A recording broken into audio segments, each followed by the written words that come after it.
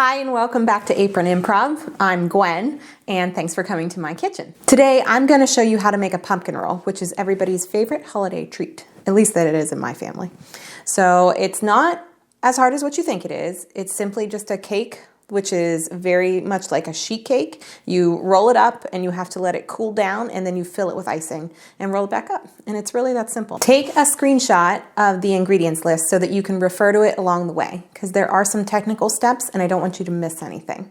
This right here is my friend, the blue Hubbard pumpkin, which I think makes fantastic pumpkin pies, custards, and of course pumpkin roll. You don't need one of these. You can just buy the pumpkin that is already canned in the grocery store, but it is super cool to be able to say that you made this from scratch. But the best part is that you can't really cut these open. You actually have to drop them and smash them onto concrete.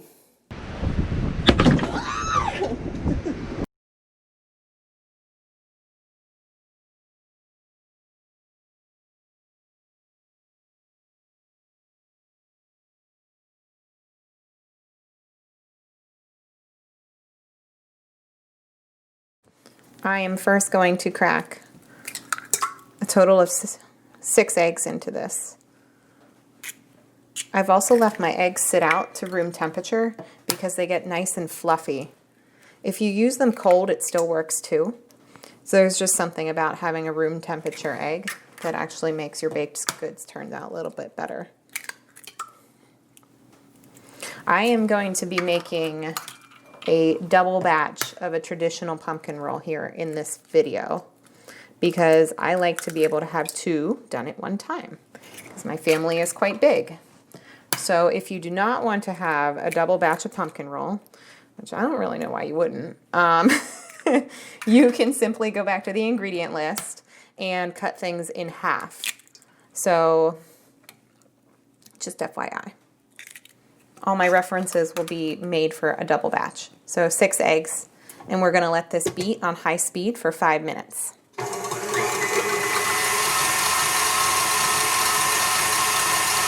Our eggs have been whipped around on high for 5 minutes. They've gotten nice and fluffy, and now I'm going to add in the sugar gradually. This is a total of 2 cups of sugar. So I'm gonna put it back on and go ahead and sprinkle this in.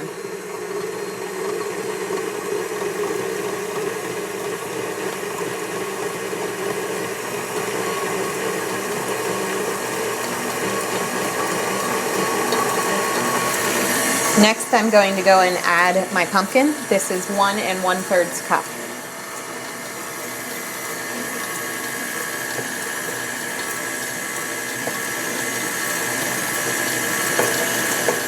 And this is that blue Hubbard pumpkin. I swear, it's better than the stuff you get in the store, but the canned kind, you know, whatever pumpkin pie you want to buy, that will also work.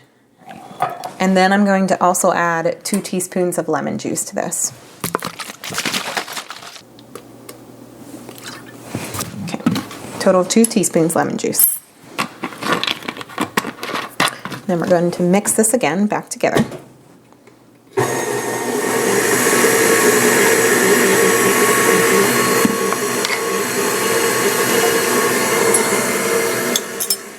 The dry ingredients that I have in this container here are the following: 1 1/2 cups of flour, 2 teaspoons of baking powder, 2 teaspoons of ginger, 4 teaspoons of cinnamon, 1 teaspoon of salt, and 1 teaspoon of nutmeg. And we're going to add that and fold it into the mixture.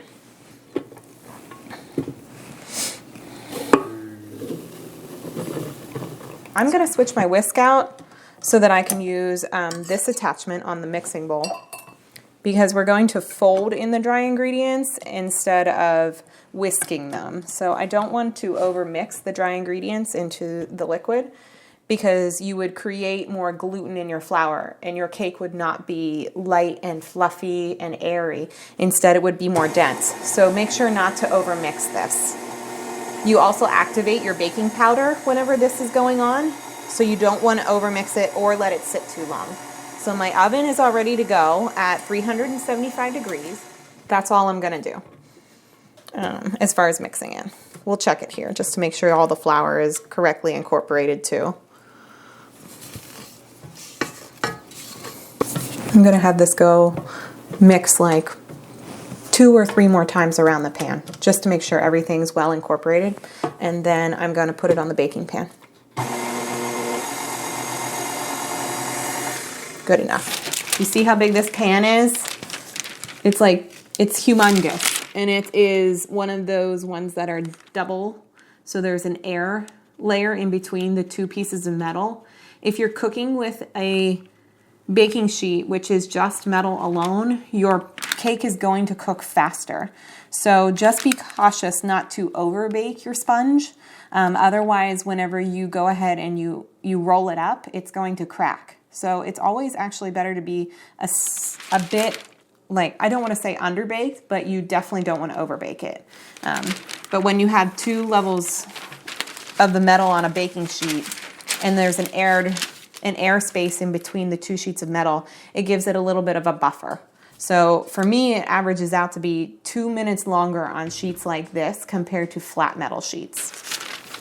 Can you see how pretty it looks? And it smells so good. So I have parchment paper down, and that is a lifesaver. If you don't have parchment paper, you need to go buy some. Do not use wax paper. It just sticks so much more. Believe me, I've tried. You know, like you're in a pinch and you don't want to run to a grocery store. But it is worth it to have in your pantry.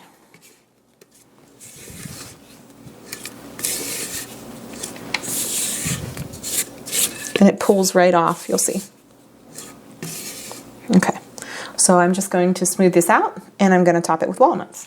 I just want to make sure that my parchment paper is pushed down and that the batter actually gets up to all of the edges.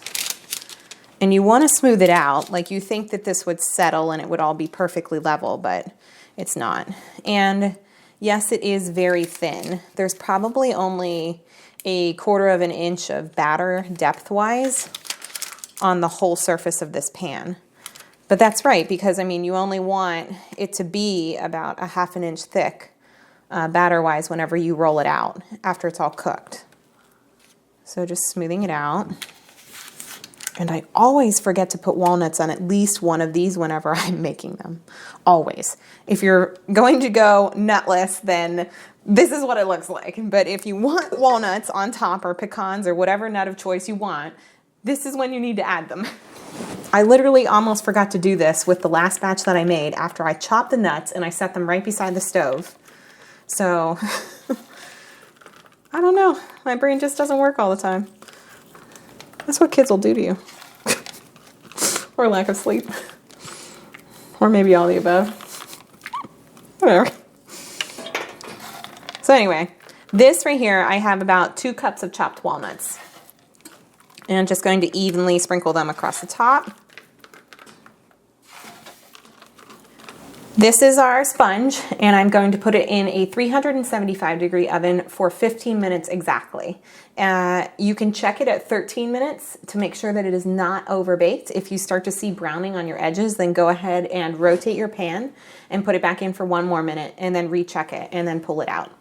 I have mine on a regular bake, and this is what I've timed it out to be for this pan. If you're using a convection bake, which means the air is circulating in the back of your stove and there is a fan on, then you need to rotate your pan because one side is going to brown more quickly than the other. Okay.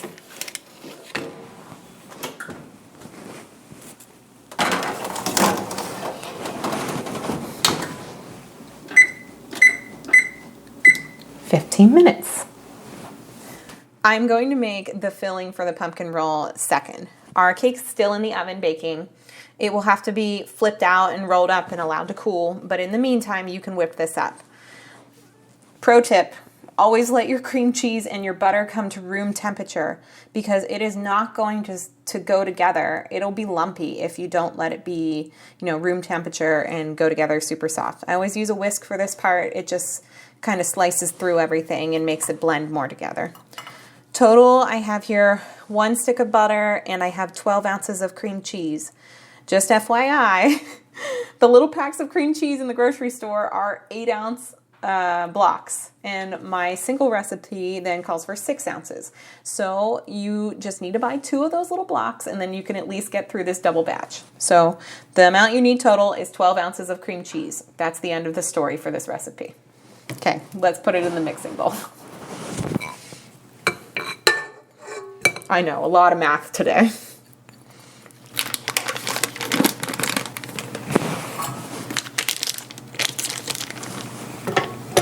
Okay, that. I'm going to whisk this together.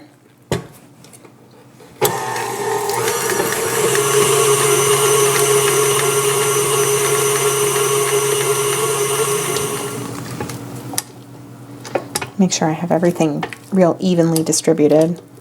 And then I'm going to add in 1 teaspoon of vanilla. I'm going to use pure vanilla extract. If you're using imitation, I would just suggest that you use a little bit more than 1 teaspoon. I'd probably even put 2 teaspoons in. All right, 1 teaspoon of vanilla. No, I didn't measure it. Whisk that around.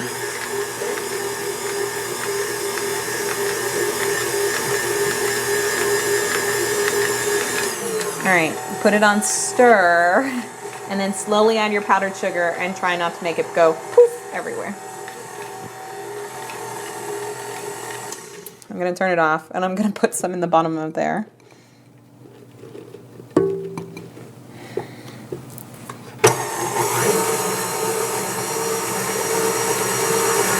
And we'll just do that back and forth. It's safer. I'm gonna scrape down the edges. So I'm just going to scrape the bottom of the pan too. Sometimes my KitchenAid doesn't reach all the way to the bottom. I think all mixers are like that. You always hit this pocket of whatever you're making, and it's like the bottom of the pan. And we'll mix it one more time. And then this will be ready to go when our cake is cool. As soon as your cake comes out of the oven, this should be ready. This is just a simple kitchen tea towel, and you need to take powdered sugar and evenly sprinkle it all over one surface. And you want to have a good even coating over this tea towel. Like, I don't think you can have too much powdered sugar on these things. It's to make it so that it doesn't stick to the towel as well as it's cooling, because there's a lot of moisture in these cakes. So, and I have a pretty big sheet, so I'm hoping I can line this up. Moment of truth. So I'm kind of grabbing the edges of my parchment paper, and I'm just going to go ahead and upside down and flip this onto this space. Ready, set, go. Okay. And then you're going to pull this parchment paper off of your sponge piece.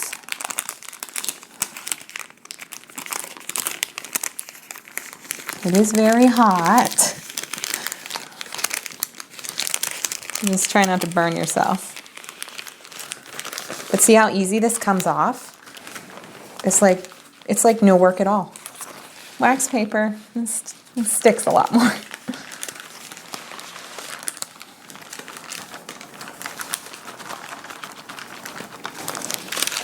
And then I am going to roll this long ways. So I'm going to have 2 shorter pumpkin rolls like this.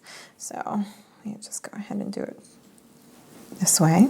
I've just folded the towel over the edge, and slowly, while this sponge is still warm and steamy, you gently turn it over and just try to make sure it is evenly rolled under here.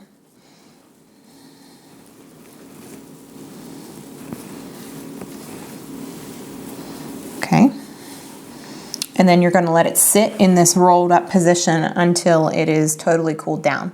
So I never make these whenever it's hot outside, so I always end up moving this whole roll out onto my back porch on like a table that's sitting out there, and it cools down pretty quickly. And probably in 30 minutes, I can open it back up and it won't be steamy, and I'll be able to put the filling right inside of it, and then it will be done.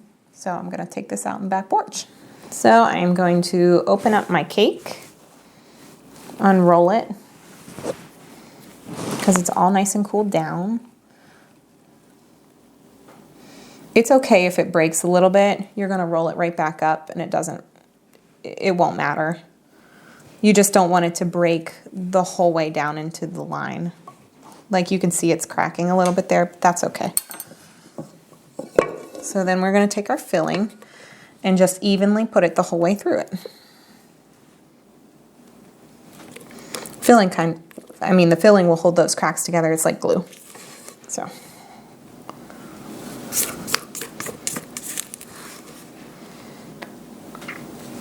If you don't have one of these really small icing knives, if you do any icing whatsoever, I would totally encourage you to invest in one of these. They're like $2, $3 maybe.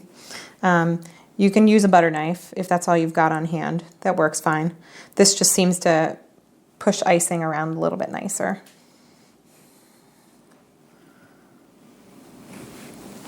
Make sure you get it back up here in the crack, because this is the center of your pumpkin roll, the very center. And then when it's all done, I'm going to cut it in half, and then you can see if we actually get a spiral.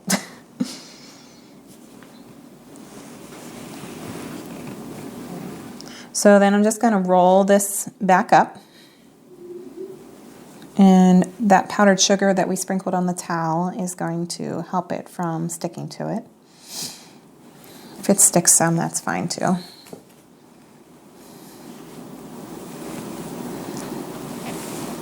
You can always roll it up over and then pull this back.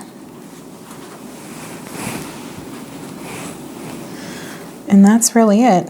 So it's all together. So I'm just going to go ahead and cut it in half and then move it onto some more parchment paper. And I'll show you a spiral in the center. It looks like about the center. So, all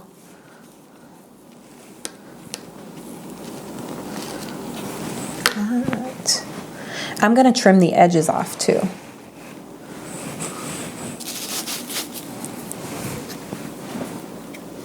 Just to make sure that it's pretty.